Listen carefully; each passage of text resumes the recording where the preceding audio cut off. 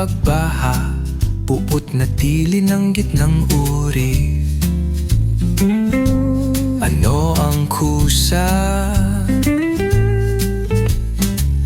Ang rason ko sa gitnang uri.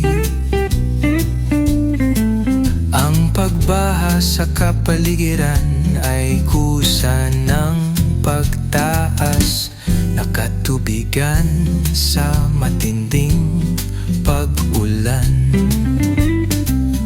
Barado ang agusan ng tubig, tambak ang basura sa agusan ng tubig. Madalang ang pagkuha ng basura, abandonadong sako-sakong basura sa gilid ng kalsada.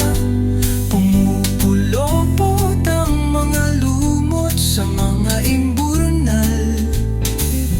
Ito ang mga kusa ng pagbaha.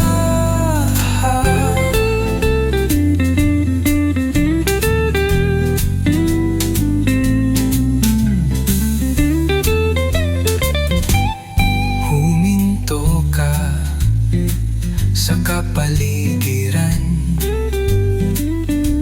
linisin natin ang mga agusan ng tubig.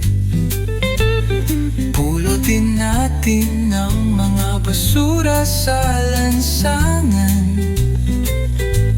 Linisin natin ang mga imburnal.